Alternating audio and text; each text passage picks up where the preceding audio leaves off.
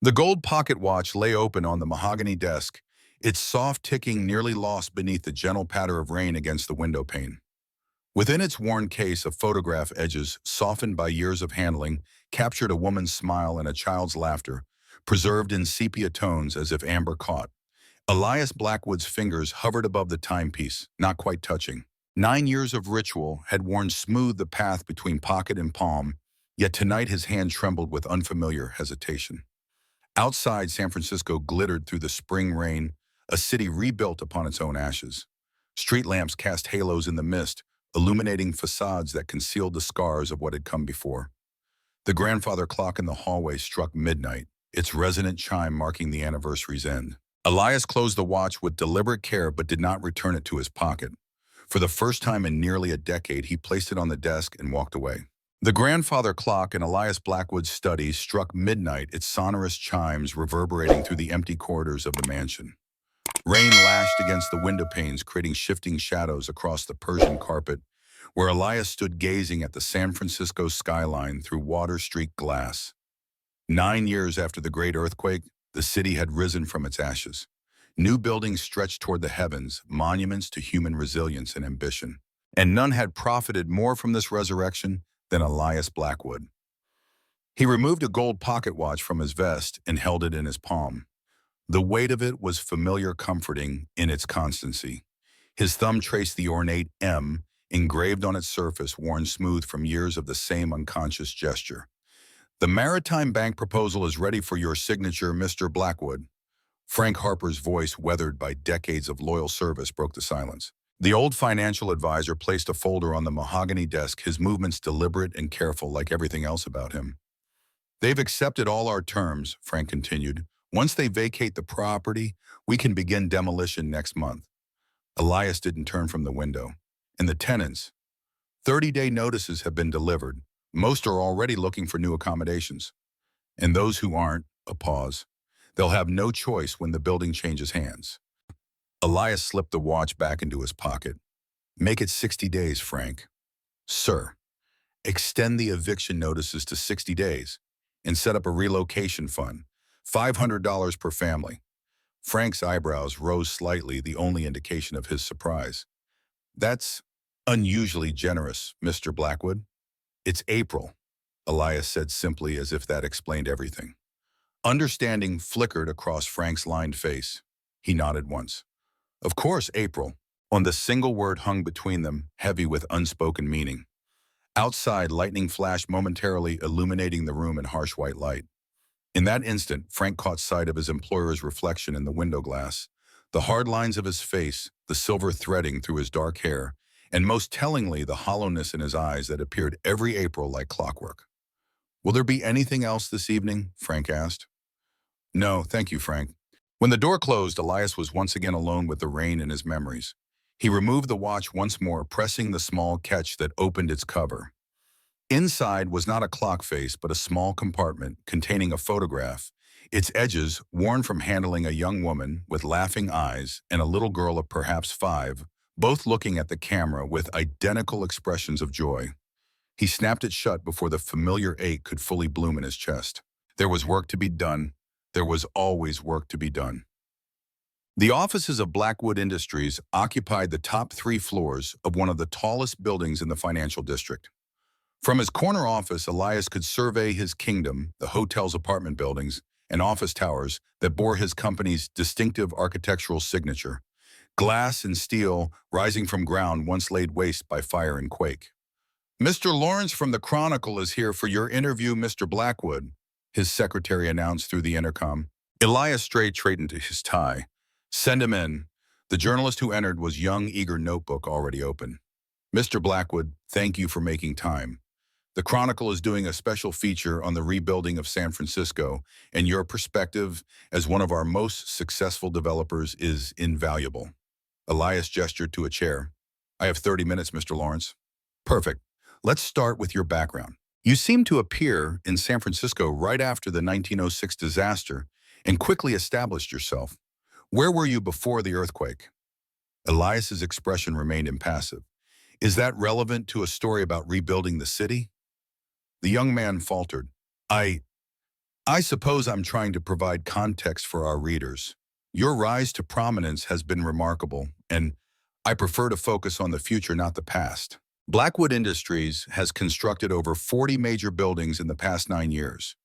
We've provided housing for thousands and employment for hundreds. Those are the facts that matter. Of course, the journalist recovered quickly. Speaking of employment, your company has acquired a reputation for extremely selective hiring practices. Is it true that you personally interview every executive assistant and department head? I value competence. Finding it requires attention to detail. The interview continued with Lawrence attempting to probe beneath the surface and Elias deflecting with practiced ease. As their time drew to a close, the journalist made one final attempt. There are rumors that you've been secretly funding an orphanage in the Mission District. Would you care to comment on your charitable work? For a flicker of a moment, something cold flashed in Elias's eyes. I wasn't aware the Chronicle trafficked in rumors, Mr. Lawrence. His voice remained level, but the temperature in the room seemed to drop. My private affairs are precisely that private. The journalist recognized the wall when he hit it. After Lawrence departed, Elias buzzed his secretary.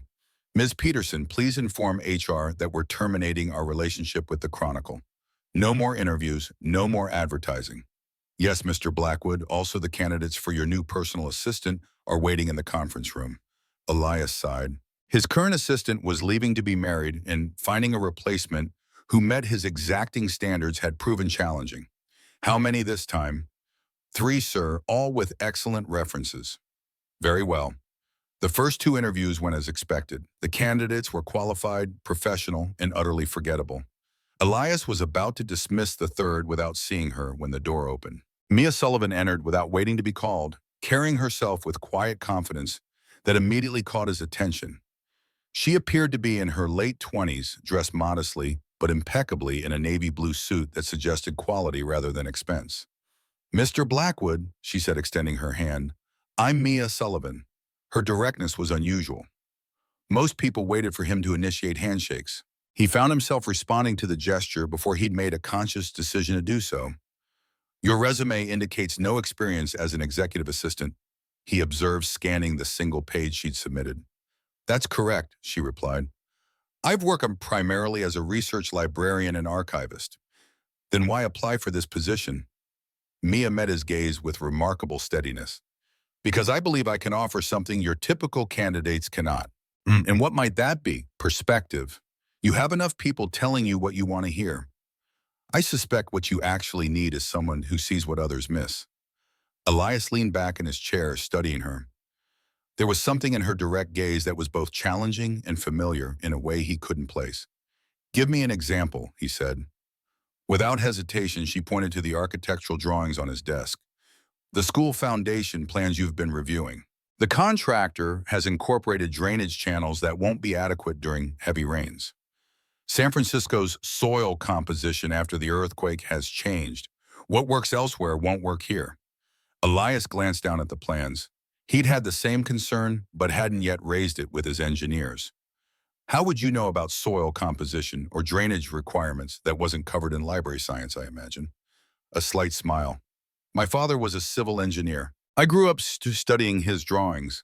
She paused, then added, I noticed things, Mr. Blackwood. It's both a gift and a curse.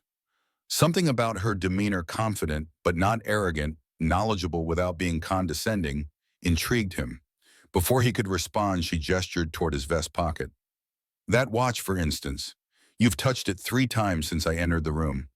Once when you mentioned experience, again when I mentioned my father, and just now. It's a comfort mechanism suggesting the watch holds significant emotional value, not just monetary worth. Elias felt an unfamiliar sensation, the discomfort of being seen.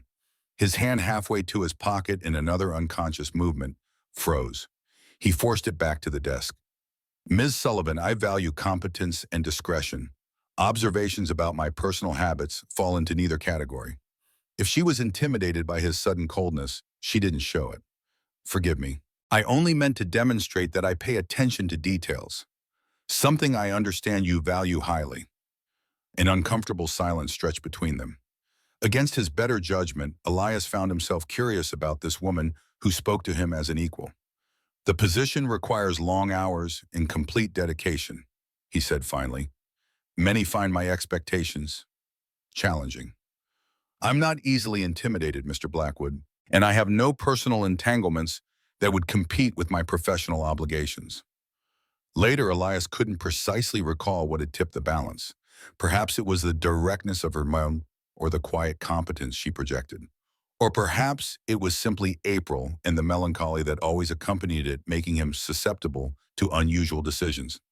You'll have a 1-month probationary period, and he said, your predecessor will train you for the remainder of the week.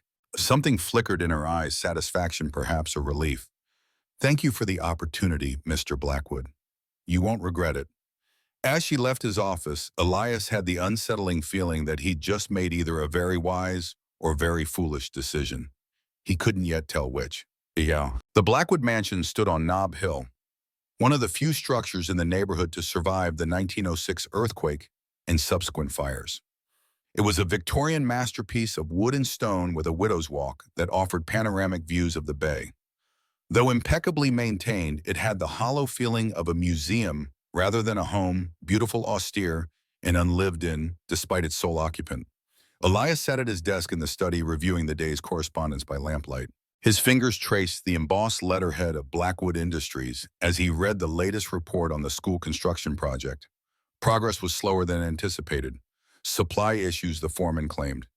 The third delay this month. The soft knock at the door was unexpected. Only Frank ever disturbed him at home, and Frank was visiting his daughter in Sacramento. Enter, he called, not looking up from his papers. Mrs. Winters, his housekeeper, appeared in the doorway.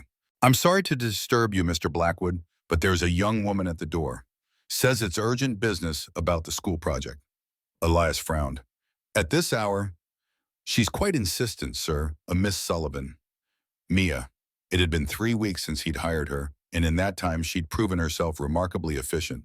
She'd reorganized his filing system, streamlined his meeting schedule, and somehow managed to navigate the complex politics of his executive team without making enemies. But she'd never before presumed to visit his home.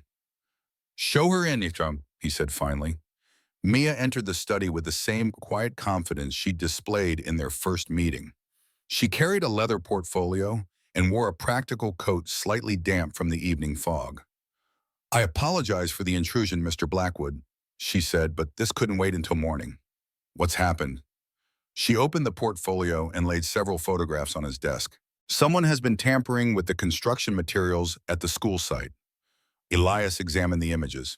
They showed steel reinforcement bars that had been partially sawed through concrete mixtures adulterated with foreign substances and support beams with drill holes and critical stress points. These were taken today. This evening, I went to the site after hours because the supply reports weren't matching our delivery records. I found these discrepancies. You went alone at night. I didn't anticipate finding sabotage, she replied evenly. When I did, I documented everything and came directly to you. Elias studied her face, searching for signs of fear or exaggeration. He found neither. Just calm determination and something else, a smoldering anger that mirrored his own. Why not call the police? Because this isn't random vandalism. She placed another photograph on the desk, a close-up of one of the damaged beams. Carved into the wood was a symbol, a triangle within a circle. This mark appears at each sabotage point. It's deliberate and personal. Elias felt his jaw tighten. He recognized the symbol, the old logo of the First Bay Insurance Company, which had denied thousands of claims after the earthquake, including his own. A company he'd later purchased and dismantled piece by piece. You did the right thing coming to me first, he said, his voice carefully controlled. I'll handle this personally. There's more. Mia hesitated, then pulled out a final photograph. It showed fresh graffiti sprayed across the foundation wall. The debt remains unpaid. Elias stared at the words, his expression unreadable. Finally, he looked up at Mia. Thank you for bringing this to my attention. I'll have security stationed at the site beginning tomorrow. She didn't move to leave. Mr. Blackwood, if I may, this seems targeted specifically at you. The triangle symbol, the message about debt, these suggest someone with a personal vendetta. Your concern is noted, Miss Sullivan. That will be all. Most employees would have recognized the dismissal and departed. Mia remained standing before his desk. With respect, sir, if this is connected to your past dealings with First Bay Insurance, there may be other targets we should be protecting. The temperature in the room seemed to drop several degrees. I don't recall discussing my history with First Bay Insurance with you or anyone at the company, Ms. Sullivan. To her credit, Mia didn't flinch under his cold stare. You didn't. I recognized the symbol and researched its significance. First Bay was notorious for denying earthquake claims, and you acquired the company in 1908, dissolved it, and sold its assets. The facts are public record. And do you make a habit of researching your employer's past business dealings, Ms. Sullivan? I make a habit of being thorough, she replied, especially when it might affect current projects. They regarded each other in silence, the ticking of the grandfather clock the only sound in the room. For the first time, Elias felt truly seen by another person, not the wealthy businessman he presented to the world, but something deeper and more complex. It was unsettling. You've overstepped, he said finally. Your position doesn't entitle you to investigate my past. No, she agreed, but my concern for the school project does. Children will occupy that building, Mr. Blackwood. If someone is willing to compromise its structural integrity to settle an old score with you, we need to understand who and why. The logic of her argument was unassailable, which only irritated him further. He was unaccustomed to being challenged, especially in his own home. I'll consider your concerns, he said, his tone making it clear the discussion was over.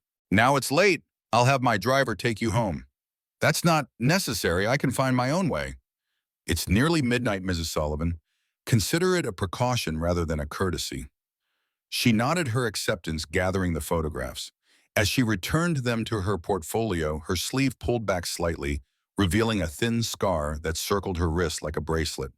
It was the kind of mark left by debris or falling timber, a familiar sight on earthquake survivors. The gold watch in his pocket suddenly felt heavier.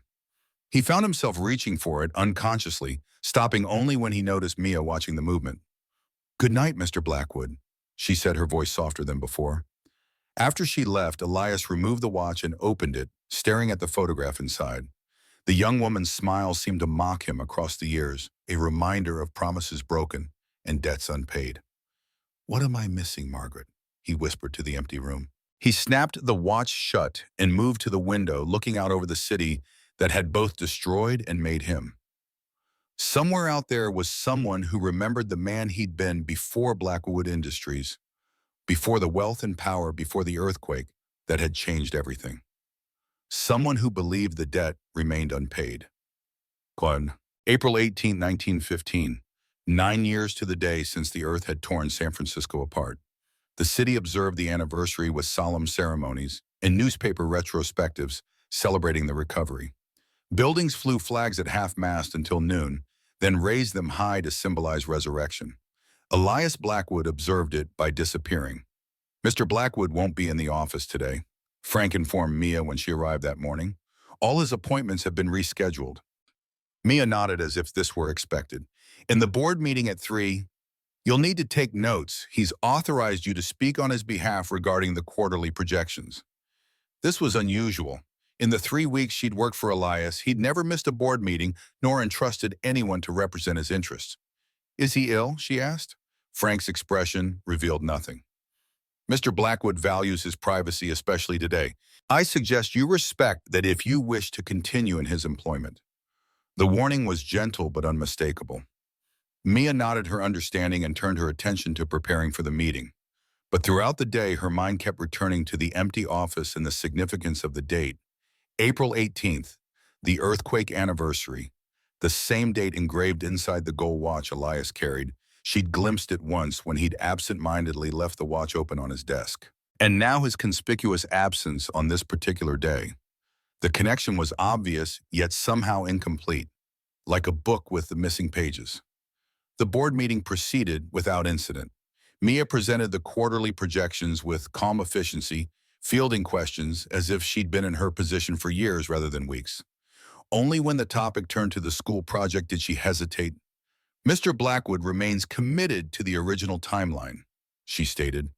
"Despite recent complications, Richard Morris, the head of commercial development, raised an eyebrow. What complications? Mia chose her words carefully. Some minor issues with suppliers and materials.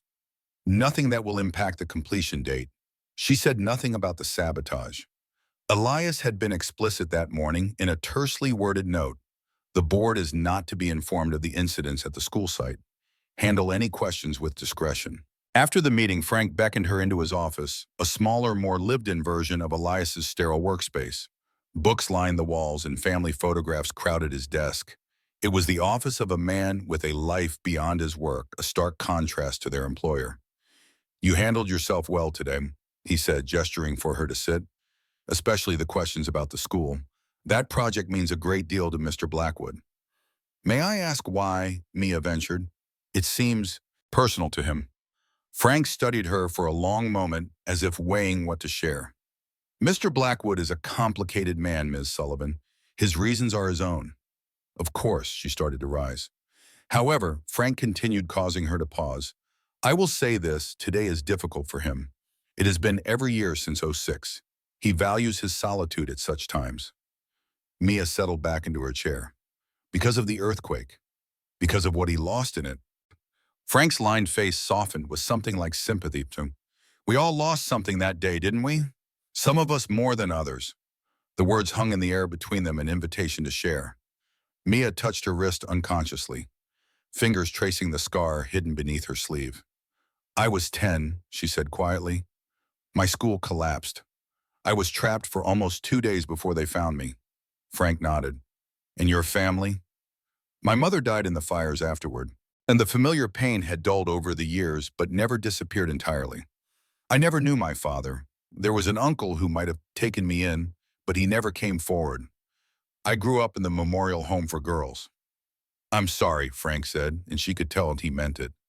"That explains your interest in the school project. It's for orphan children, you know." Mia's eyes widened slightly. "I didn't realize. Mr. Blackwood has kept that aspect of the project rather quiet. He prefers his charitable work to remain anonymous." This new information shifted something in Mia's understanding of her employer. The cold, calculating businessman building a school for orphans. It didn't align with the public persona of Elias Blackwood. "Thank you for telling me," she said, rising to leave. "Ms. Sullivan," Frank called as she reached the door. "Whatever you may think of Mr. Blackwood, know this: he isn't the man the newspapers portray. Neither the ruthless tycoon his enemies fear, nor the self-made success his admirers celebrate." "Then who is he?" Frank's smile held a sadness she couldn't quite interpret. "That, I'm afraid, is a question only he can answer. And he rarely does, but..." The cemetery was quiet in the late afternoon light. Elias walked the familiar path, his steps measured and deliberate. The bouquet of white lilies in his hand was identical to the one he brought every year on this day. Margaret's grave was simple despite his wealth. A carved marble headstone, elegant but not ostentatious, bearing only her name, the dates of her birth and death, and the words, "beloved sister." No mention of him, of their shared blood. That had been deliberate, a final act of protection. He laid the flowers at the base of the stone and stood in silence, his hand resting on the cool marble. After a moment, he removed the gold watch and opened it, placing it beside the flowers so that the photograph faced the headstone, a daughter looking back at her mother across the divide of years. "She would be 19 now," he said softly. "I wonder if she remembers you, if she remembers either of us." The only answer was the whisper of wind through the cypress trees. Elias remained at the grave for nearly an hour, speaking occasionally in low tones, as if continuing a conversation only he could hear. When the cemetery bell tolled 6, signaling the approaching closure, he retrieved the watch and turned to leave. That's when he saw her. Mia Sullivan stood at a respectful distance, still as a statue among the gravestones. She wore a dark coat against the evening chill, her face partially shadowed by its collar. But there was no mistaking her. Cold anger rose in Elias's chest. He strode toward her, closing the distance between them with purposeful steps. "Explain yourself," he demanded, his voice a tight whisper. Mia didn't retreat. "I'm sorry for intruding, Mr. Blackwood. I came to pay respects to my mother. Her grave is in the next section." She gestured to the east. "I saw you by chance." The explanation was reasonable, but suspicion lingered. "And you decided to watch me rather than continue to your mother's grave." "I was surprised to see you here. I didn't mean to spy." She hesitated, then added quietly, "Was that your sister?" The directness of the question struck him like a physical blow. "My private affairs are not your concern, Miss Sullivan." No, they're not, she agreed. But grief recognizes grief, Mr. Blackwood. I understand the significance of this day more than you might think. Something in her tone, an echo of his own pain, perhaps blunted the edge of his anger. He looked more closely at her face and saw no calculation there, no attempt to gain advantage from this accidental meeting. Only a shared understanding of loss. Margaret was my younger sister, he said finally. She died in the earthquake. Mia nodded, accepting this rare confidence without pressing for more. I lost my mother in the fires that followed. She gestured again toward the eastern section of the cemetery. Ellen Sullivan, she's buried over there. The name meant nothing to him, and yet something about this encounter felt strangely significant, as if pieces were shifting into alignment for reasons he couldn't yet comprehend. I'll walk with you, he found himself saying, if you don't mind the company. Surprise flickered across her face, quickly replaced by a gentle smile. I'd welcome it. They walked in silence through the quiet rows of headstones, the light fading around them. Elias found the shared ritual of grief oddly comforting, a momentary respite from the isolation he'd cultivated for so long. When they reached a simple grave marked Ellen Sullivan, beloved mother, Mia knelt to arrange a small bouquet of forget-me-nots she'd carried in her coat pocket. Elias stood a few paces back, giving her privacy while remaining present. As she rose, she stumbled slightly. Without thinking, he reached out to steady her, his hand catching her arm. The sleeve of her coat pulled back, revealing the scar around her wrist, a pale circle against her skin. Their eyes met in a moment of unguarded recognition. Not employer and employee, not businessman and secretary, but two survivors of the same catastrophe, marked in different ways by the same event. Mia gently withdrew her arm, tugging her sleeve back into place. Thank you. In the failing light, with the scent of flowers and earth around them, Elias felt a strange compulsion to speak, to share something he'd kept locked away for years. Before he could, the cemetery caretaker appeared on the path, lantern in hand. Closing time, folks, he called. Need to lock the gates soon. The moment dissolved. Elias stepped back, his professional demeanor returning like a shield. My driver is waiting. I can take you home. That's very kind, but I insist, he said not unkindly. It's growing dark. In the car, they spoke little. Mia gave the driver an address in a modest neighborhood south of Market Street. As the automobile navigated the evening traffic, Elias found himself studying her profile in the dim light, trying to reconcile the competent assistant with this woman who shared his private pilgrimage. The school, she said suddenly, breaking the silence. It's for orphans of the earthquake, isn't it? He didn't ask how she knew. Yes, children who lost parents as my niece did. Your niece, Mia turned to face him, her expression unclear in the shadows. Margaret's daughter. She survived the earthquake, though Margaret did not. What happened to her? Your niece, Elias looked away, focusing on the passing streetlights. She was placed with a family, a good family, I was assured. Yeah, you didn't take her in yourself. The question held no judgment, only curiosity, yet it struck at the heart of his deepest regret. I was in no position to raise a child. I had nothing left after the earthquake. No home, no resources, only debts and obligations. But later, when you'd rebuilt your fortune, by then it seemed cruel to uproot her again, to force her to adjust to yet another new life. He paused, the familiar justifications feeling hollow even to his own ears. I've provided for her education anonymously, made sure she wanted for nothing material, but not your presence in her life. The words hung between them, gentle but unyielding. Elias felt exposed in a way he hadn't in years, perhaps ever. No, he admitted, not that. The car slowed as they approached Mia's address, a modest apartment building that had been reconstructed after the earthquake. Before they stopped, Mia spoke again, her voice quiet but clear. If I may offer a perspective, Mr. Blackwood, speaking as someone who grew up without family, what children need most isn't material provision. It's belonging, knowing someone claims them as their own. Elias felt the familiar weight of the watch in his pocket, Margaret's smile preserved in gold and glass. Some debts can never be repaid, Ms. Sullivan, no matter how much money one accumulates. Perhaps not, she agreed, but they can be acknowledged. And sometimes that's enough to begin healing. The car stopped. Mia gathered her things, then hesitated with her hand on the door. Thank you for the ride, and for sharing your grief with me today. I know it wasn't intended, but I'm honored by your confidence. After she disappeared into the building, Elias remained in the car for several long moments, staring at the space she'd occupied. Something had shifted between them that afternoon. Boundaries crossed, confidences, shared perspectives altered. It was only as the driver pulled away that Elias realized Mia had never explained why she'd been watching him at Margaret's grave before he noticed her. The question lingered as they drove through the darkening city back to his empty mansion on the hill. The next morning, Elias arrived at his office earlier than usual. The encounter with Mia had left him unsettled, aware of vulnerabilities he'd thought long buried. He needed the comfort of work of numbers and contracts that followed predictable patterns. He was surprised to find his office already occupied.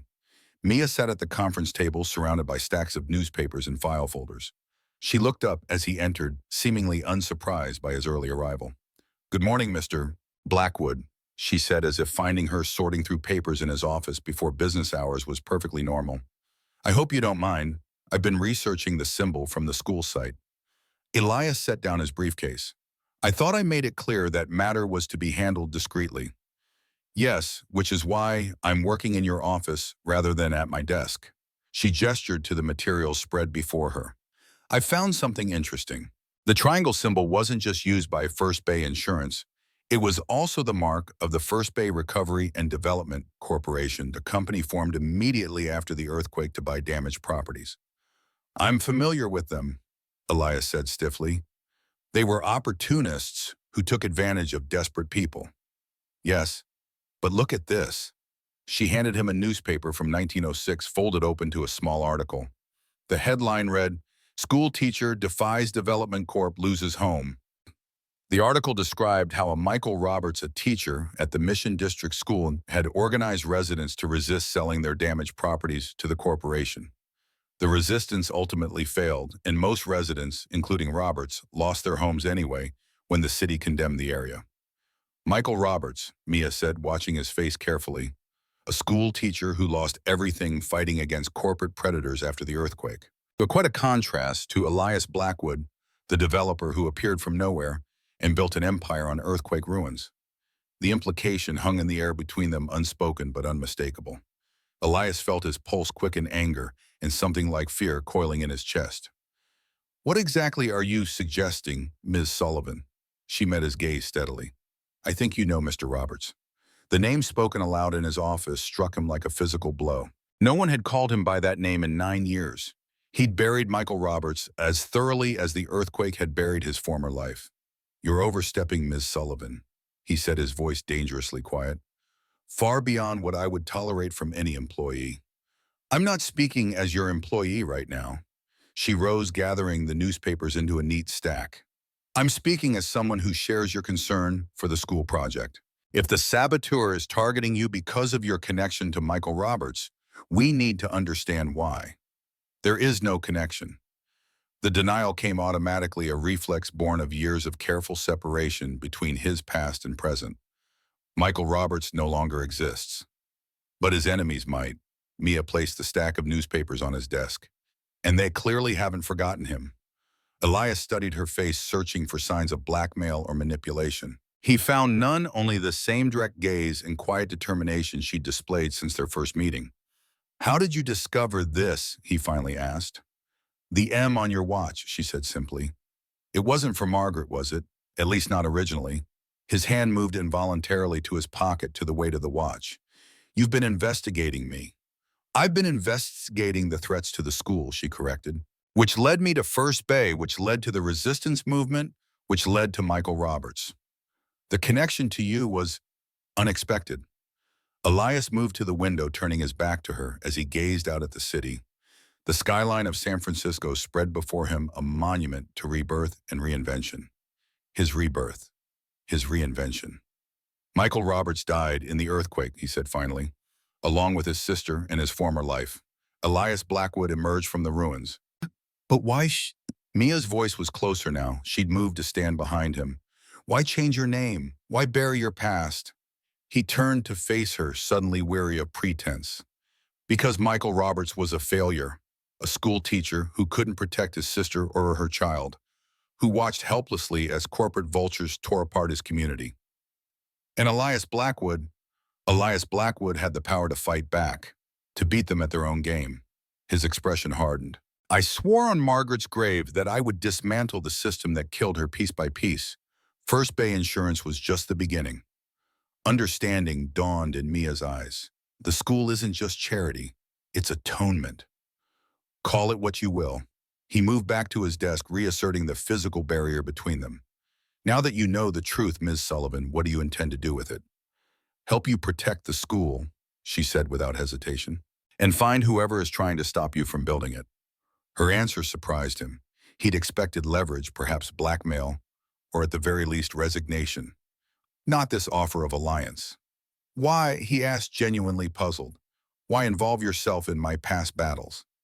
Mia hesitated, something vulnerable flickering across her face. Because I believe in what you're trying to do, even if I don't fully understand your methods. That school matters. To the children who will attend it, and, she paused, and to you. The clock on the wall ticked loudly in the silence that followed. Elias felt as if he stood at a crossroads, facing a choice he hadn't anticipated. Trust this woman who had uncovered his most carefully guarded secret, or dismiss her and face the saboteur alone. Before he could decide, the telephone on his desk rang. He answered it automatically. "Mr. Blackwood," came the panicked voice of the school site foreman. "There's been a fire. The entire East Wing foundation. It's destroyed. And sir, there's a message, painted on what's left of the wall." "What does it say?" Elias demanded, though somehow he already knew. "The debt remains unpaid. MR will answer." Elias's eyes met Mia's across the desk. In that moment of shared understanding, the decision was made. "We'll be there in 20 minutes, he said, and hung up the phone. The acrid smell of smoke hung over the construction site. Blackened timber and scorched concrete marked where the East Wing Foundation had stood just hours before. Workers moved through the debris, salvaging what they could, while firefighters conferred with the site foreman near the remaining structure. Elias surveyed the damage with a face carved from stone. Only the slight tightening of his jaw betrayed any emotion as he moved methodically around the perimeter, Maya a step behind him, notebook in hand. "The fire was deliberate," the fire chief explained, leading them toward what remained of the eastern wall. "Multiple ignition points, accelerant used. Whoever did this knew exactly where to strike for maximum damage. And this," Elias gestured to the message painted in red across the surviving concrete, "the debt remains unpaid. MR will answer. Done after the fire was set, paint still relatively fresh." The chief lowered his voice. "Mr. Blackwood, this seems personal. Should we be looking at former employees, business rivals?" "I'll provide a list," Elias replied, his tone giving nothing away. "In the meantime, I want security posted here around the clock. No one enters without proper identification." As the chief walked away, Elias turned to Mia. "Your thoughts?" Dawn broke over San Francisco, painting the rebuilt city in shades of gold and amber. From the window of his study, Elias watched the first rays of sunlight touch the bay, illuminating ships and docks in the endless movement of commerce. So different from that other morning 9 years ago when dawn had revealed only devastation and smoke. Behind him, Mia sat in one of the leather armchairs, a cup of untouched tea cooling on the side table.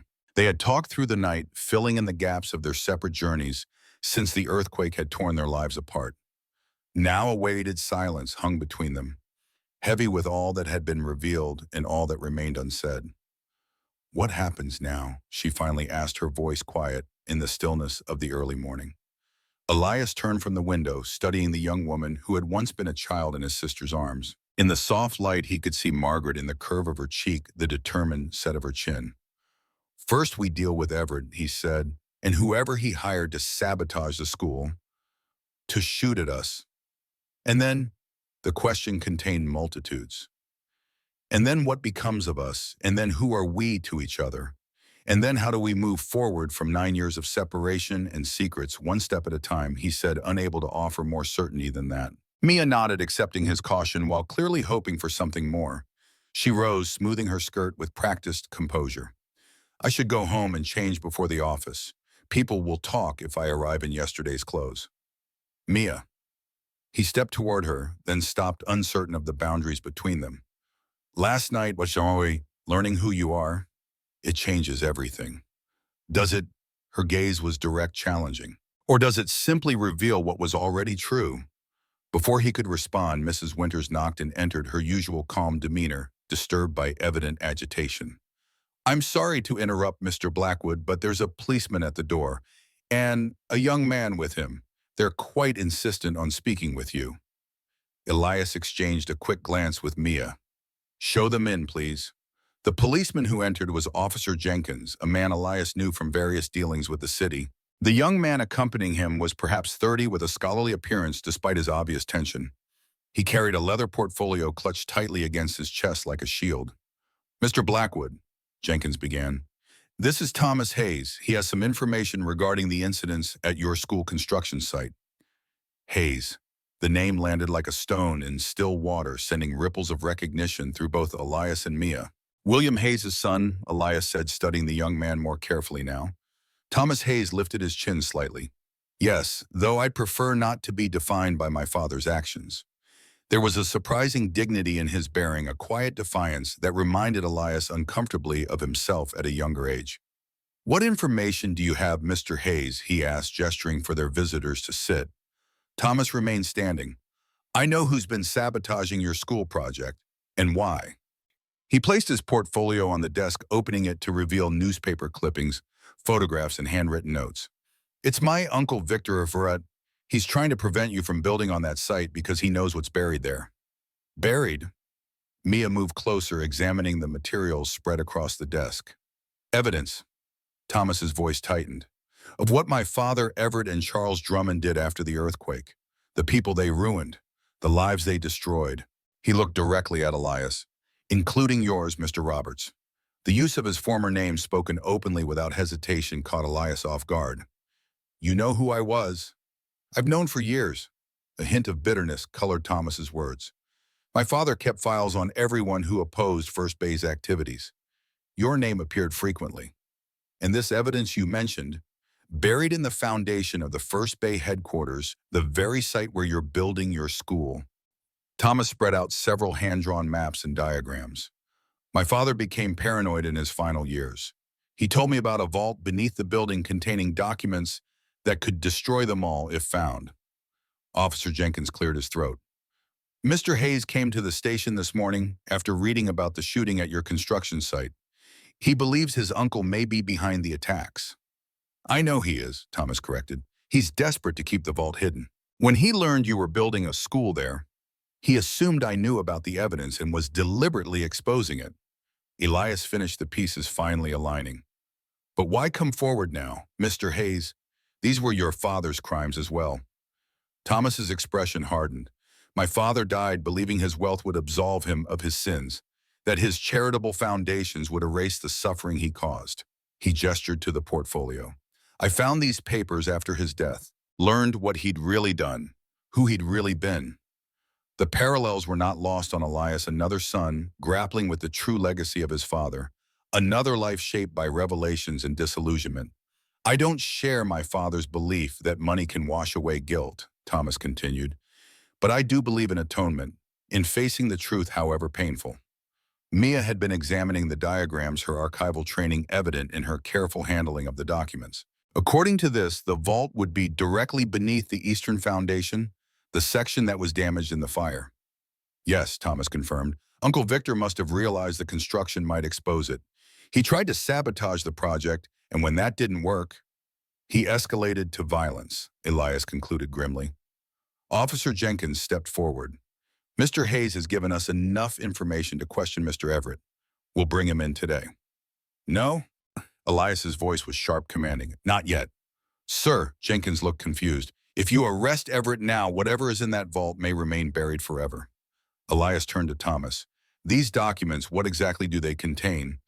"Everything. Lists of properties illegally condemned, bribes to city officials, names of people who were threatened or silenced." Thomas hesitated. "Including a woman named Sophia Hargrove." Elias and Mia exchanged a significant look. "The secretary who was found dead in the bay," Mia explained to Thomas. "We found a message from her hidden in the foundation." Thomas nodded. "My father was involved in her death, as were Everett and Drummond. The evidence in that vault would prove it, and many other crimes." A heavy silence fell over the study as each person absorbed the implications. Finally, Elias spoke. Officer Jenkins, I appreciate your coming here, but I'd like to handle this situation privately, at least for now. The policeman frowned. Sir, if there's evidence of criminal activity, I give you my word that any evidence we find will be turned over to the proper authorities, Elias assured him. But I need time to secure it properly, to ensure nothing is lost in the process. Jenkins didn't look entirely convinced, but he also knew Elias Blackwood's influence in the city. 24 hours, Mr. Blackwood. Then I'll need to report this conversation to my superiors. After Jenkins departed with instructions to return the following morning, the three remaining occupants of the study regarded each other in a moment of unspoken assessment. You don't trust the police to handle this properly, Thomas observed. I don't trust anyone who might be on Everett's payroll, Elias corrected. The man has spent decades buying influence throughout the city. So what do you propose? Elias moved to the window again, looking out at the city he'd helped rebuild, the city that had both broken and created him. We find the vault ourselves today. The construction site was busy with workers when they arrived, rebuilding what the fire had destroyed. Elias spoke briefly with the foreman, instructing him to clear the eastern section for additional foundation inspection. No one questioned the order, though several cast curious glances at Thomas Hayes, whose resemblance to his late father was marked enough to spark recognition among the older workers. According to the diagrams, the entrance should be here, Thomas said, pointing to a section of newly poured concrete near the eastern wall. Beneath this slab. We'll need to break through carefully, Elias instructed the two workmen he'd selected personally for the task. There may be important documents below. As they worked, Mia stood slightly apart, observing the interaction between Elias and Thomas with thoughtful eyes. There was a tension between the two men, not hostility exactly, but a wary recognition. Each saw in the other a reflection of their own complicated relationship with the past. You've been searching for this evidence for years, haven't you? She asked Elias quietly. It's why you bought this property specifically. Why you chose to build the school here of all places. He nodded, watching as the workmen carefully removed chunks of concrete. I knew First Bay's headquarters might contain proof of their crimes. What I didn't know was the exact nature or location of that proof. And if we find it, what then? Elias turned to her, his expression more open than she'd ever seen it. Then Michael Roberts will have completed the task he began 9 years ago, and perhaps Elias Blackwood can finally rest. The distinction between his past and present selves, the separation he'd maintained so carefully for so long, seemed to be dissolving before her eyes. Not a complete transformation, but a gradual integration, like two photographs slowly merging into one. Mr. Blackwood, one of the workmen called, we found something. Beneath the broken concrete lay a metal trapdoor, its surface corroded but intact. A heavy padlock secured it, the key, long lost to time and circumstance. Stand back, Elias instructed, retrieving a pry bar from the workman's tools. With surprising strength, he leveraged the bar against the lock, straining until the metal gave way with a sharp crack. The door opened to reveal a narrow staircase descending into darkness. The air that rose from below was stale and damp, untouched for years. I'll go first, Elias said, accepting a lantern from one of the workmen. I'm coming with you, Mia stated, her tone brooking no argument. Thomas stepped forward as well. As am I. This is my father's legacy as much as anyone's. The three descended cautiously, the lantern light casting long shadows on walls of rough stone. At the bottom, they found themselves in a small chamber, reinforced with brick and timber. Metal filing cabinets lined one wall, a desk occupied the center, and a large safe stood in the corner. My father's private office, Thomas breathed, looking around with a mixture of dread and fascination, hidden beneath his public one. Elias moved to the filing cabinets, opening drawers to reveal neatly organized folders. Property acquisitions, foreclosures, special arrangements. He pulled out one folder, scanning its contents with growing intensity. Evidence of bribes to city inspectors. Lists of properties deliberately condemned despite being structurally sound. Including yours, Mia noted, reading over his shoulder. The Mission District School where you taught, Margaret's home. The significance of the discovery settled over them like a physical weight. Here in this underground chamber lay proof of the systematic exploitation that had followed the earthquake, the corruption that had compounded tragedy with injustice. Thomas had moved to the safe, running his fingers over the combination dial. My father's birthday, he murmured, rotating the dial with practiced movements. He used it for everything. The safe opened with a metallic groan revealing stacks of documents, photographs, and several small boxes. Thomas lifted out a leather-bound ledger, opening it to reveal page after page of handwritten entries. Payments, he said, his voice hollow, to police officers, city officials, newspaper editors. He looked up, his expression pained, and to Victor Everett for special services in the matter of S.H. Sophia Hargrove, Elias confirmed grimly. The three worked in focused silence, examining the contents of the hidden office. Each document, each photograph, each ledger entry added to the mounting evidence of corruption that had shaped the city's rebuilding and their own lives in the aftermath of disaster. There's something else, Mia said suddenly, lifting a file from the desk drawer. Records of children separated from families during the case. Children declared orphans despite having living relatives. Her hands trembled slightly as she opened the file. Inside were dozens of names, including her own. Mia Roberts, age 5, mother deceased Margaret Roberts, uncle deemed unsuitable Michael Roberts, radical agitator. They deliberately kept us apart. Elias realized, his voice tight with controlled fury. Used their influence to declare me unfit, then had you classified as an orphan with no known family. To silence you, Mia whispered. To protect their operations from your accusations. Thomas watched them, comprehension dawning in his eyes. You're related. It wasn't a question. She's my niece. Elias confirmed, the words still new and fragile on his lips. Margaret's daughter. We were separated after the earthquake. I was told she had died. And I grew up believing I had no family left. Mia added, her gaze never leaving the damning document in her hands. A complicated emotion crossed Thomas's face, shame perhaps at his father's role in their separation, or recognition of the far-reaching consequences of actions taken years before. I'm sorry, he said simply, for all of it. Before either could respond, a new voice echoed from the stairway behind them. How touching, a family reunion in the most unlikely of places. They turned to find Victor Everett standing at the foot of the stairs, a revolver held steadily in his hand. Behind him loomed two men with the unmistakable bearing of hired muscle. Uncle Victor, Thomas acknowledged, his posture stiffening. How did you find us? Did you really think I wouldn't have this place watched? Everett's smile didn't reach his eyes. Especially after your visit to the police station this morning. Very disappointing, Thomas. Your father would have expected family loyalty. My father expected many things he didn't deserve, Thomas replied evenly. Everett's attention shifted to Elias. Michael Roberts, or do you prefer Elias Blackwood? Now, I must admit, your transformation was impressive. From crusading school teacher to ruthless businessman in the span of a few years. I learned from the best, Elias responded coldly. Men like you and Hayes taught me exactly how power operates in this city. And yet here you are, still digging up the past, still playing the righteous avenger. Everett gestured to the evidence spread across the desk. What did you hope to accomplish with all this justice, redemption, or just revenge?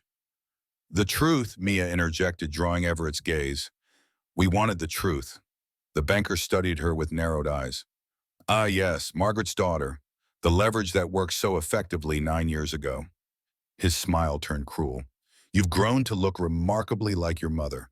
A pity she was so stubborn about evacuating her home. Such an unnecessary tragedy. Elias took a step forward, rage flashing across his face. You knew the building was sound. You condemned it anyway for profit. Business, Mr. Roberts. Simply business. Everett's gun hand remained steady. Now, I'm afraid we have a more pressing matter to address. This evidence cannot leave this room, and neither, I regret to say, can any of you. The threat hung in the air, clear and deadly. Elias shifted slightly, positioning himself between the gun and Mia, his mind racing for a solution. Your plan won't work, he said, buying time. Officer Jenkins knows we're here. He's expecting a report tomorrow morning. A regrettable accident at a construction site. 3 people trapped when an unstable foundation collapsed. Everett shrugged. Tragic but not suspicious, especially when the property owner has been cutting corners to save costs. No one would believe that, Thomas objected. People believe what the newspapers tell them, my boy. Something your father understood very well. Everett nodded to his men. Secure them, then prepare the charges. We need to make this look convincing. As the men moved forward, a sharp whistle sounded from above, followed by confused shouting. Everett glanced up, momentarily distracted. It was all the opening Elias needed. With surprising speed for a man his age, he lunged forward, knocking the gun from Everett's hand. The weapon clattered across the stone floor as the two men grappled, years of mutual hatred fueling their struggle. Thomas rushed one of the hired men while Mia dove for the fallen revolver. Above them, more shouts and the sound of running feet indicated something unexpected was happening at the surface. "Police, everyone freeze!" Officer Jenkins appeared at the bottom of the stairs, his own weapon drawn. Behind him came several uniformed officers, quickly taking control of the chaotic scene. "Perfect timing, officer." Elias managed, breathing heavily as he was pulled away from Everett. Jenkins holstered his gun once the hired men were secured. "Not timing, Mr. Blackwood. Foresight. I had a feeling you might need assistance, so I stationed men nearby." He nodded to Thomas. "And Mr. Hayes here sent a messenger to the station an hour ago, suggesting we might find Victor Everett engaged in criminal activity at this location." Thomas looked down, avoiding his uncle's furious glare. "I hedged my bets," he explained to Elias. "I wanted to believe we could handle this ourselves, but some burdens are too heavy to carry alone." Mia finished for him, understanding in her eyes. "Some truths need witnesses." As the officers led Everett and his men away, Jenkins surveyed the evidence spread across the desk. "This will take some time to process, and the implications." He shook his head. "Half the city establishment could be implicated." "Good," Elias said firmly. "It's time San Francisco's rebuilding rested on truth, not corruption." Jenkins nodded. "We'll need statements from all of you, and you'll have to testify when this goes to trial." "We will," Mia assured him, her hand finding Elias's in a gesture of unity. "Together." Mia. 1 month later, the headlines of the San Francisco Chronicle proclaimed, "Earthquake corruption exposed, prominent banker arrested, more indictments expected." Beneath the bold type, smaller headlines noted, "Developer Elias Blackwood revealed as former school teacher Michael Roberts, key witness in growing scandal." The story had spread like wildfire through the city, the tale of a man who had lost everything in the earthquake, reinvented himself, and ultimately exposed the corruption that had shaped San Francisco's rebuilding. Public opinion was divided, with some hailing Elias as a hero, while others questioned his methods and his own role in the city's transformation. Through it all, Elias maintained his focus on the only project that truly mattered to him, now the school. Construction had resumed with renewed purpose, the building rising from ground no longer shadowed by secrets. On a clear May afternoon, he stood at the construction site, watching workers install the large windows that would flood classrooms with natural light.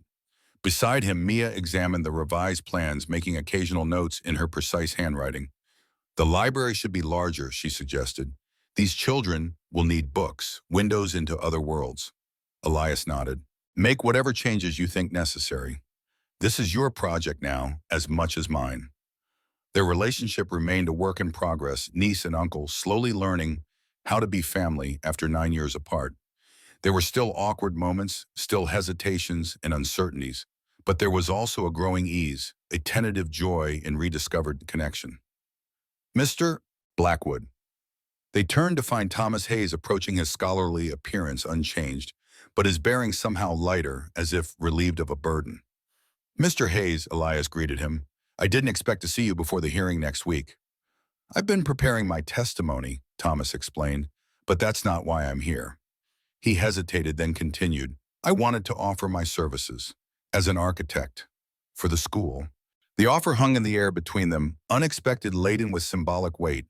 Thomas Hayes, son of the man who had helped destroy Michael Roberts' life, now offering to help build his legacy.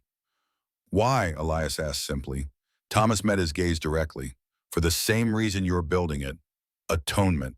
He gestured to the half-constructed building. "My father's money built his reputation on other people's suffering. I'd like to use my skills to build something that helps heal that suffering instead." Elias studied the younger man, seeing something of himself in Thomas's determination to forge a different path from his father's. "We could use an architect with your training," he acknowledged. "But I need to be clear, this project isn't about atonement for me. Not anymore." "What is it about then?" Thomas asked. Elias glanced at Mia, who had been watching the exchange with thoughtful eyes. "It's about building something that lasts, something true." A slight smile softened his features. "Something my sister would have been proud of." Mia stepped forward, extending her hand to Thomas. Welcome to the project, Mr. Hayes. I think we can find a place for your talents. As they talked specifics, window placements, and classroom layouts, library shelving and auditorium acoustics, Elias felt something unfamiliar expanding in his chest. Not the cold determination that had driven him for 9 years, nor the burning anger that had preceded it.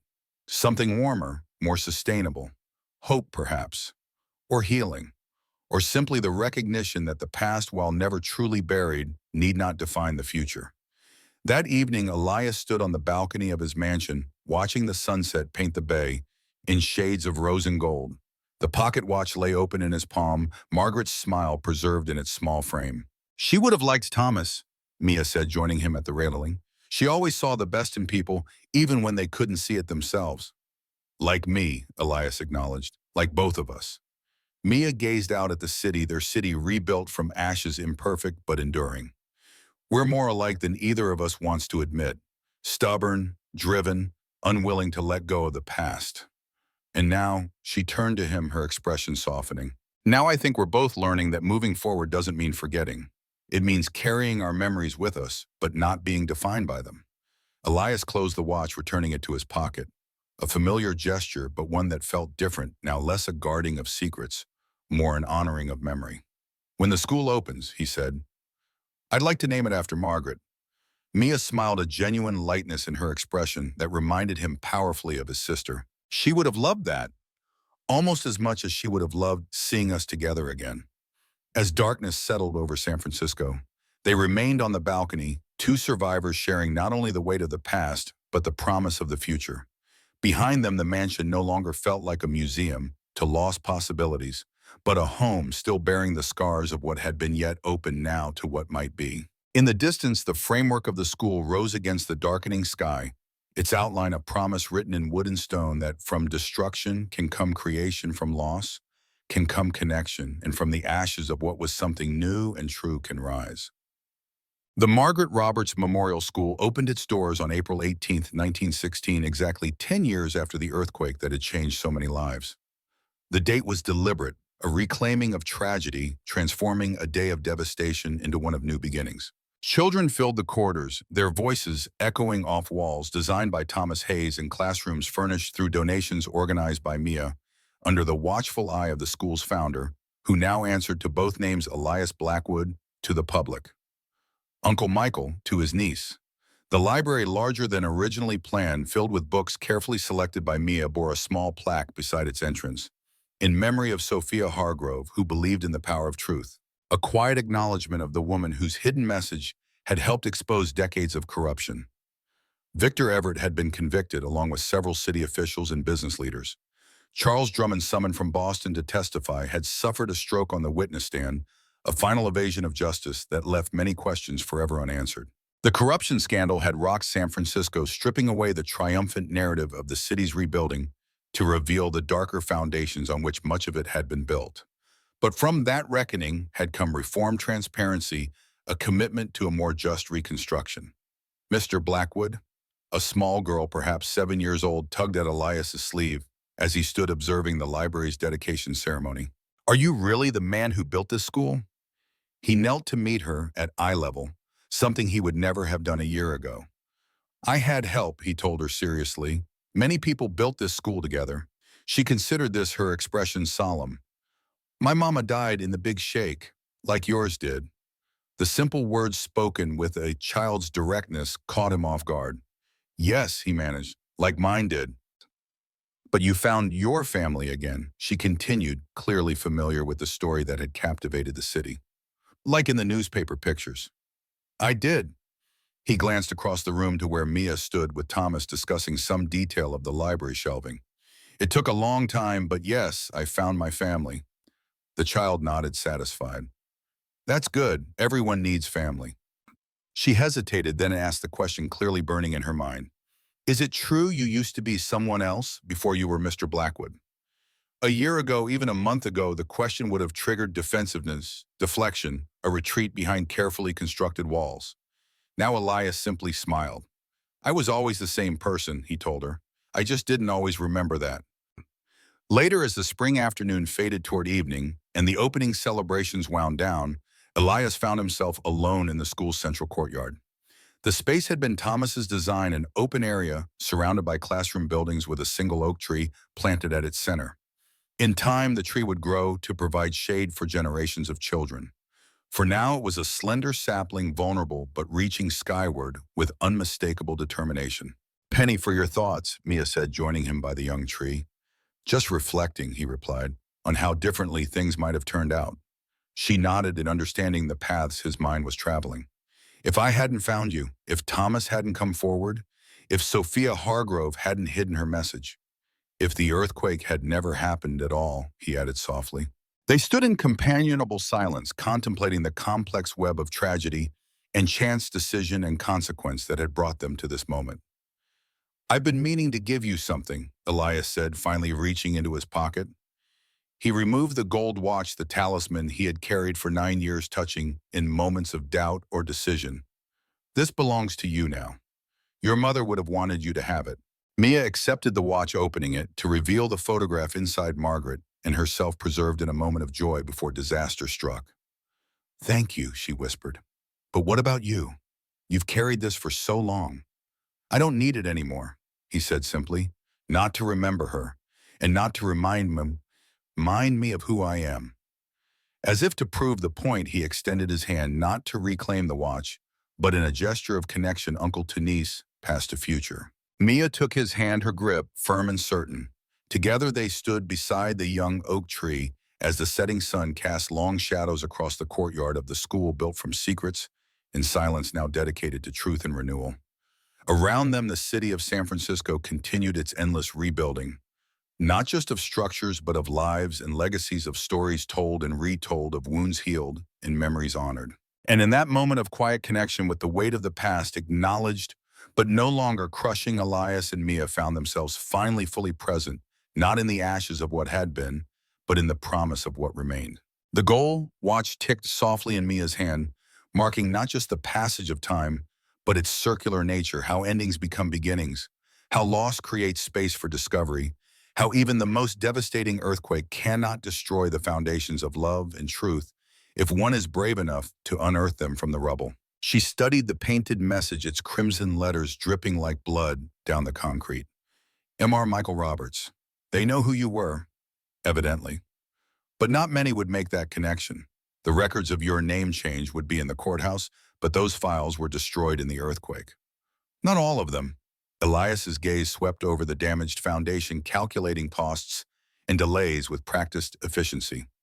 "And there are still people who knew me before. Former colleagues, neighbors from the old Mission District." "The timing is significant," Mama observed, "coming right after the anniversary, as if someone's been watching, waiting for the right moment." Elias nodded, his expression grim. "The question is whether they're targeting Elias Blackwood or the ghost of Michael Roberts." The distinction seemed important to him, Mia noted, as if the two men, past and present selves, were somehow separate entities in his mind. "Perhaps both," she suggested. "They're using what they know about your past to attack what you're building now." A worker approached hesitantly, interrupting their conversation. "Mr. Blackwood, we found something you should see." He led them to a section of the foundation that had partially collapsed, revealing a small cavity in the concrete. Inside, nestled in the debris, was a tarnished metal box no larger than a book. "It was embedded in the concrete, sir. The fire exposed it." Elias took the box, turning it over in his hands. It was a simple tin container, the kind once used for expensive cigars. Its lid was sealed shut with hardened concrete, apparently placed there deliberately during the foundation pour. "Have the rest of the foundation checked," he instructed. "If there are more of these, I want them found." Back in his car, with the privacy screen raised between them and the driver, Elias used a pocket knife to carefully pry open the box. Inside was a single sheet of yellowed paper and a faded photograph. He unfolded the paper first, his expression darkening as he read. "What is it?" Mia asked. Wordlessly, he handed her the note. The handwriting was neat, but hurried. "To whoever finds this, my name is Sophia Hargrove. I worked as secretary to William Hayes of First Bay Recovery and Development until April 12, 1906. On that date, I discovered documents proving the company had bribed city officials to condemn properties they wished to acquire regardless of actual damage. When I confronted Mr. Hayes, he threatened my life. I am hiding these papers where they cannot be found. If anything happens to me, know that Hayes, Drummond, and Everett are responsible. May God forgive them, for I cannot. April 12th, Mia said, 6 days before the earthquake. 6 days before everything changed. Elias's voice was distant, his gaze fixed on something beyond the confines of the automobile. Sophia Hargrove. I remember her name from the newspapers. She was found dead in the bay 2 weeks after the earthquake. They called it suicide, another tragic victim of the disaster. But you didn't believe that. No, neither did Michael Roberts. A ghost of a smile touched his lips, there and gone in an instant. He was quite vocal about his suspicions. Not that anyone listened to a schoolteacher who'd lost everything. Mia studied the photograph that had accompanied the note. It showed three men in expensive suits standing proudly before a building marked First Bay Trust. Their names were written on the back: William Hayes, Charles Drummond, Victor Everett. Are they still alive? She asked. Hayes died in 1910, heart failure. Drummond moved east to Boston, I believe. And Everett, Elias's expression hardened. Victor Everett is now on the board of Maritime Bank, the very institution financing our school construction. The pieces were aligning now, connections forming like a constellation. You've been systematically targeting them, Mia realized. First Bay Insurance, now Maritime Bank. You're dismantling their legacy piece by piece. Justice rarely arrives through conventional channels, Miss Sullivan. Sometimes it must be engineered. There was a coldness in his voice she hadn't heard before. Not the practiced indifference he showed the world, but something deeper and more dangerous. The voice of a man who had spent 9 years executing a meticulous plan for retribution. In the school, she asked quietly, is it just another weapon in your arsenal? For the first time since she'd known him, Elias looked genuinely offended. The school is exactly what it appears to be: a place for children who lost their families. Its location on the former site of First Bay's headquarters is poetic justice, perhaps, but the mission is sincere. Mia believed him, though she wasn't entirely sure why. Perhaps it was the way his hand moved unconsciously to the pocket watch whenever the school was mentioned, as if touching a talisman for courage or remembrance. Then we need to protect it, she said, from whoever is trying to stop you. Elias studied her face, searching for something: motive, perhaps, or deception. Why are you helping me, Ms. Sullivan? You know my true identity now. You understand what I'm doing. Most would run in the opposite direction. Mia hesitated. How much to reveal?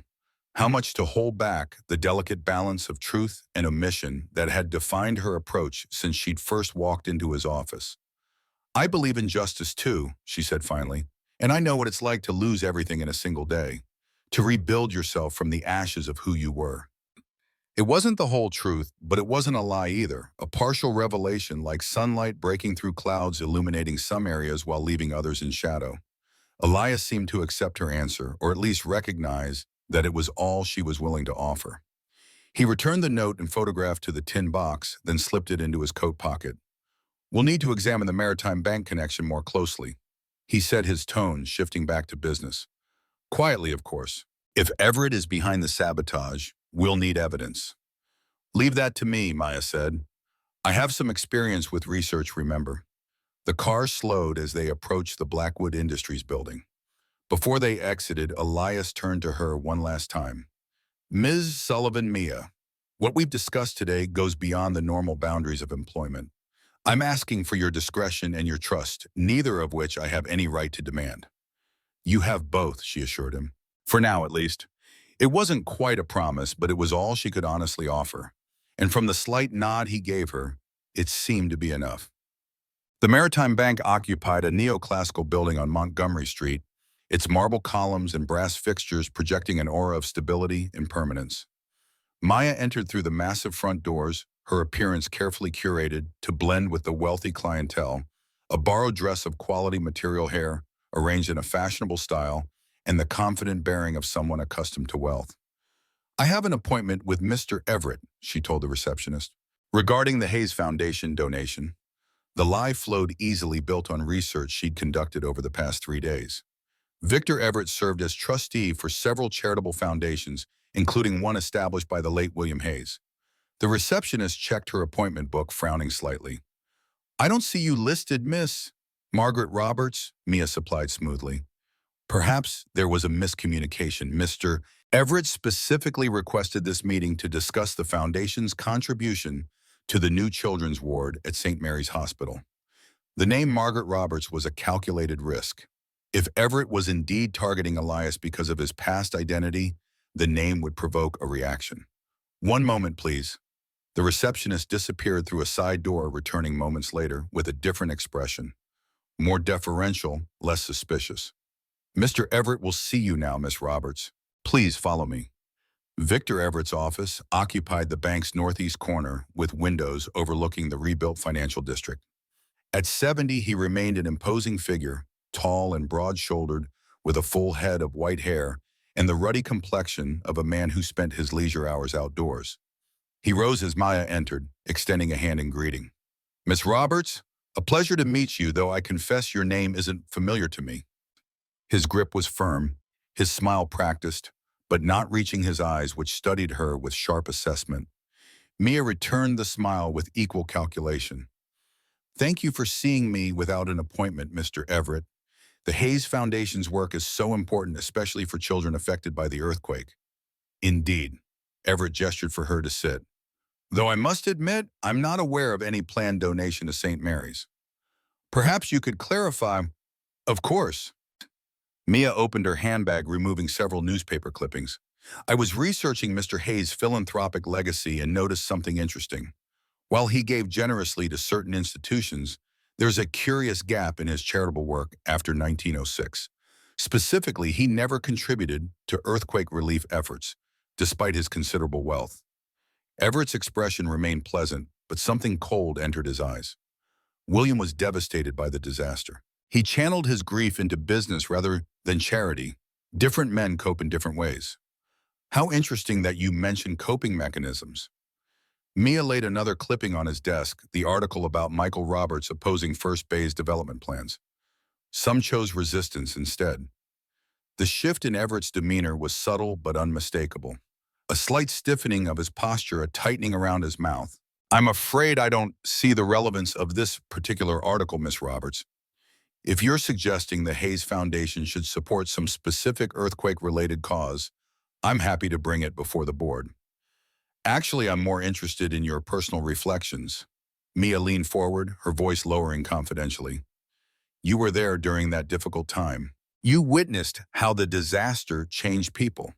How some, like this school teacher, fought against what they saw as exploitation, while others adapted to new realities." Everett studied her, face wariness, replacing his earlier professional charm. "You're not from the Hayes Foundation at all, are you, Miss Roberts?" "No," she admitted, "but I am interested in legacies, in debts unpaid and accounts unsettled." The banker's expression hardened. "I think our meeting is concluded." He reached for his telephone. "I'll have someone show you out." Mia rose, gathering her clippings unhurriedly. "One last question, if I may. The name Michael Roberts, does it mean anything to you after all these years?" Everett's hand froze above the telephone. For a moment, something like fear flickered across his face, quickly replaced by anger. "I don't know what game you're playing, young woman, but it's dangerous. Some names are better left in the past, buried with the dead." "Except Michael Roberts isn't dead, is he?" Mia moved toward the door, pausing with her hand on the knob. "He just goes by a different name now." "Get out." Everett's voice was low, controlled, but vibrating with emotion. "And tell Blackwood that old debts cut both ways. He's not the only one who remembers." Outside on Montgomery Street, Mia allowed herself a moment of satisfaction. Her gamble had paid off. Everett had revealed his knowledge of Elias's true identity and his animosity toward him. But there was something else in his reaction, something beyond anger or indignation. Fear, perhaps, or guilt. "Did you get what you needed?" She turned to find Frank Harper waiting beside a parked automobile, his expression both concerned and resigned. Elias had insisted he accompany her, remaining outside as a precaution. "Yes," she confirmed, "Everett knows who Elias really is, and he's frightened by it. Then we should leave quickly." Frank opened the car door for her. Men like Everett don't appreciate being frightened. They tend to strike back. As they pulled away from the curb, Mia looked back at the imposing bank building. "There's something more here, Frank. Everett said old debts cut both ways. What did he mean by that?" The older man's hands tightened on the steering wheel. It's not my place to say. Frank, she turned to face him. I'm trying to help protect Elias in the school. I can't do that without knowing what we're facing. For several blocks, he remained silent, navigating the busy streets with practiced ease. Finally, as they stopped at a traffic signal, he spoke. Have you ever wondered why Elias Michael changed his name? Why he abandoned his identity so completely? I assumed it was to distance himself from his past, to reinvent himself after losing everything. Frank shook his head slightly. It was to protect someone who didn't die in the earthquake despite what the official records might say. The light changed and he guided the car forward, leaving Mia to absorb his words. A new piece of the puzzle, one that altered the entire picture she'd been assembling. His niece, she said quietly. Margaret's daughter. Frank's silence was confirmation enough. But why would she need protection? She was just a child. Because some men will use any leverage they can find, Frank replied, his voice heavy with old knowledge. Even an innocent child. The implications settled over Mia like a physical weight. Elias hadn't just been fighting for justice or revenge. He'd been shielding a vulnerable survivor, creating an entirely new identity to ensure her safety. Does she know? Mia asked. The niece, does she know who she really is, who he is to her? Frank's expression softened with something like sympathy. That Ms. Sullivan is a question you should ask Elias directly. The school construction site was eerily quiet in the evening light. Workers had gone home, leaving only a pair of security guards patrolling the perimeter. Elias stood amid the reconstruction efforts, watching as new timber replaced the fire-damaged sections, fresh concrete filling the scars left by sabotage. He sensed Mia's approach before he heard her footsteps on the gravel path. Something in the air shifted, a change in the quality of silence. Everett knows who you are, she said without preamble, and he's afraid of what that means. Elias nodded, unsurprised. Did he threaten you? Not explicitly, but he mentioned old debts, cutting both ways.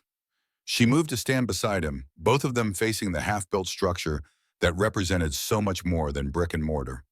Frank said something interesting afterward, about your niece, about how you changed your identity to protect her. The evening breeze carried the scent of fresh-cut wood and damp cement. Elias remained silent for so long that Mia thought he might not answer at all. When he finally spoke, his voice was lower, stripped of its usual polish. After the earthquake, there were investigations. Questions about collapsed buildings, about who was responsible. His gaze remained fixed on the school's unfinished walls. I was vocal in my accusations against First Bay. Perhaps too vocal. They threatened your niece, Mia realized, to silence you. Not directly, they were too clever for that. A bitter smile crossed his face. They simply made it clear that a grieving man making wild accusations might be deemed unfit to raise a traumatized child, that she might be better off in state care. So you stopped the accusations. I did more than that. I erased Michael Roberts entirely. Created Elias Blackwood from nothing. A businessman with no family ties, no vulnerabilities they could exploit. He turned to face her fully, and then I began to build the resources I would need to fight them on their own terms. The raw pain in his expression made Mia look away. It was too intimate, too unguarded from a man who had spent years cultivating an impenetrable façade. But you never reclaimed your niece, she said softly, even after you had the power to protect her. By then she had a new life, a new family. What right did I have to disrupt that, to drag her into my vendetta? He shook his head. Better she grow up free from the past, free from me. There was a quality to his voice, a self-loathing disguised as practicality, that made Mia's chest ache. How long had he carried this burden alone? This combination of guilt and sacrifice and misguided protection. Have you ever checked on her, she asked? Made sure she was truly happy. Elias removed the gold watch from his pocket, turning it over in his hands, as he had so many times before. I've provided for her education, ensured her adopted family had the resources they needed. But no, I've never interfered. That wasn't my question. He met her gaze, then something vulnerable flickering in his eyes. Every year on her birthday, from a distance, just to see. The admission hung in the air between them, fragile as breath on a winter morning. Mia felt the weight of it, the trust it represented from a man who trusted no one. Before she could respond, a sharp crack split the evening quiet, the unmistakable sound of a gunshot. Something whizzed past her ear, striking the wooden beam behind her with a dull thud. Elias moved with surprising speed, pulling her down behind a stack of lumber as a second shot splintered the wood where they'd been standing. "Stay down!" He ordered, his voice transformed from vulnerable confession to sharp command in an instant. The security guards were shouting, running toward the sound of gunfire. In the confusion, Elias kept one arm protectively around Mia's shoulders, shielding her with his body as they crouched in the meager cover. "Are you hurt?" he demanded, his eyes searching her face with an intensity that startled her. "No, I'm fine." She tried to peer around the lumber stack. "Who's shooting at us?" "Not us, Maid." His expression was grim. "Everett didn't waste any time after your visit." Another shot rang out farther away this time, followed by shouting as the guards pursued the unseen assailant. After several tense minutes, one of them returned, breathing heavily. "He got away, Mr. Blackwood. Hopped into an automobile waiting on the next street." The guard looked shaken. "We got a partial license plate, though." Elias helped Mia to her feet, his hand lingering on her arm, as if to reassure himself she was truly unharmed. "Have the police been called?" "Yes, sir. They're on their way." "Good. Tell them everything except my presence here. Ms. Sullivan was inspecting the site on my behalf. I was never here tonight." The guard nodded, accepting the instruction without question. Elias turned to Mia, his face once again a careful mask of control. "My car's around the corner. We should leave before the police arrive." As they walked quickly away from the site, Mia found her thoughts racing, adrenaline making her more direct than she might otherwise have been. "You can't keep hiding," she said. "Not from the police, not from your past, and certainly not from your niece." Elias's stride didn't falter. "I'm not hiding, Miss Sullivan. I'm protecting what matters. By lying to the police, by keeping secrets from the only family you have left." She stopped walking, forcing him to turn and face her. "Someone just tried to kill you because of choices you made 9 years ago. Choices that affect others whether you acknowledge them or not." His expression darkened. "You don't understand what's at stake." "Then help me understand," she challenged. "Because from where I stand, it looks like fear making your decisions, not reason." "Fear." A dangerous edge entered his voice. "I have spent 9 years systematically destroying the men who profited from disaster, who exploited tragedy, who threatened a child to silence the truth. There is no fear in that only purpose. There's fear in refusing to tell that child who she really is," Mia countered, "in keeping her in the dark about her own history, about the uncle who's been watching over her from afar all these years." And they stood on the darkened street, the sounds of the city muted around them, locked in a moment of confrontation that transcended their professional relationship. Employer and employee had vanished, leaving only two broken people, each carrying pieces of a shared past. "You can't protect someone by lying to them," Mia said, her voice softening. "Not forever." Something shifted in Elias's expression, a crack in the carefully constructed facade he presented to the world. For a moment, he looked older, wearier, the weight of 9 years of secrets and solitude visible in the lines of his face. "Some truths are too heavy to share," he said quietly, "too painful." "That's not your decision to make," Mia replied. "Not for someone else." A police whistle sounded in the distance, breaking the moment. Elias straightened his mask, sliding back into place. "We need to go. Now." In the car, they rode in silence, each lost in their own thoughts. Mia watched the city pass outside the window stretch she'd walked as a child, now transformed by 9 years of rebuilding. So much had changed since the earthquake. Buildings, streets, entire neighborhoods reshaped and renamed. People, too, had changed, had been forced to change. "Take me to Powell Street," she said suddenly. "Number 1842. Elias glanced at her, surprised. "That's not your address." "No, it's the address of the memorial home for girls." She met his questioning look steadily. "Where I grew up after losing my mother. I want to show you something." He studied her face for a long moment, then nodded to the driver. "Powell Street, 1842. The orphanage was a plain but well-maintained building of red brick, its windows dark except for a single light above the entrance. Mia led Elias to a small garden at the side of the building, where a simple stone memorial stood beneath an elm tree. "This was erected a year after the earthquake," she explained. "It lists the names of every child who stayed here, both those who survived and those who didn't." Elias approached the stone, his expression guarded. In the dim light filtering from the street lamps, he scanned the carved names row after row of children marked by disaster. And then he stopped, his body going completely still. "This isn't possible," he whispered. Mia moved to stand beside him, her finger tracing a name in the middle of the stone. Mia Roberts admitted April 20th, 1906. "You," Elias breathed, his voice barely audible. "All this time you were—" "Your niece," she turned to face him, 9 years of questions in her eyes. "Hello, Uncle Michael." The gold watch slipped from his fingers, falling to the ground between them with a soft thud. In the silence that followed, the city seemed to hold its breath, waiting for a response to a revelation 3 weeks and 9 years in the making. "How long have you known?" He finally managed, his voice hoarse. "Since I was 16. I found papers in the orphanage records, my original birth certificate, notes about my mother, about you." Mia's gaze was unwavering. "I've spent the past 3 years putting the pieces together, learning that Michael Roberts had become Elias Blackwood, understanding why you never came for me." Elias looked stricken, emotions chasing across his face too quickly to identify: shock, disbelief, grief, a desperate kind of hope. "I looked for you," he said, the words tumbling out as if a dam had broken. "After the earthquake. For days. They told me you died with Margaret in the school collapse. I was pulled from the rubble 2 days later. By then you'd already disappeared." Mia bent to retrieve the fallen watch, opening it to reveal the photograph inside, her mother, herself as a child.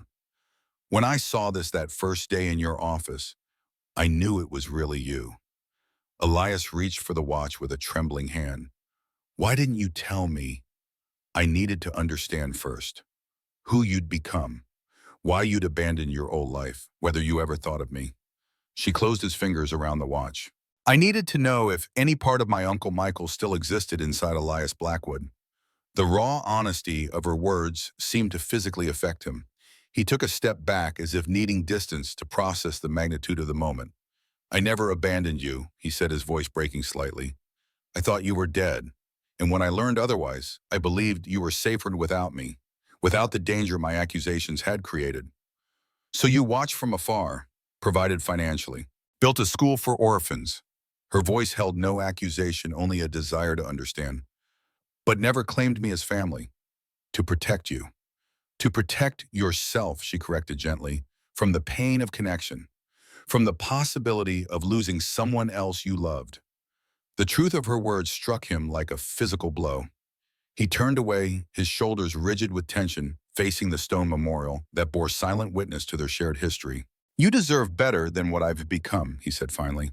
"Better than a man consumed by vengeance who built his fortune on the same ruins he once condemned others for exploiting." Mia moved to stand before him, forcing him to meet her gaze. "What I deserve is the truth. All of it. No more secrets, no more half-explanations." She took a deep breath. "Someone is trying to kill you because of choices you made 9 years ago.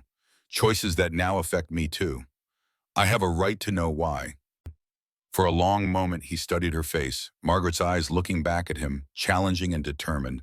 Then, with the weariness of a man setting down a burden carried too long, he nodded. "Yes," he agreed, "you do." Above them, the elm tree's branches swayed in the night breeze, casting shifting shadows across the memorial stone where two names, uncle and niece lost and found, remained side by side in silent testament to all that had been buried and all that was now finally being unearthed.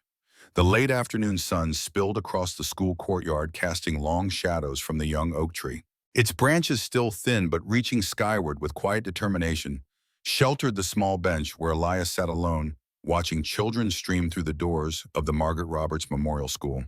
Their voices, bright, unafraid, carried on the spring breeze, a sound his sister would have loved. In his empty pocket, his fingers found only fabric where the weight of the gold watch had rested for 9 years. The absence felt strange, liberating, like putting down a burden carried so long it had become part of him. Mia appeared at the entrance, the watch now hanging from a chain around her neck. When she spotted him, her smile, so like Margaret's, softened with understanding. She didn't approach, just raised her hand in gentle acknowledgement before turning to guide a hesitant young student into it. Between them stretched the unspoken language of shared loss, transformed, not forgotten, but no longer defining. Elias traced the grain of the wooden bench with weathered fingers, feeling the texture of this new reality. How strange that after years of rebuilding a city from ashes, it was his own reconstruction that proved most challenging. And how curious that only by releasing his grip on the past could he finally hold what mattered most.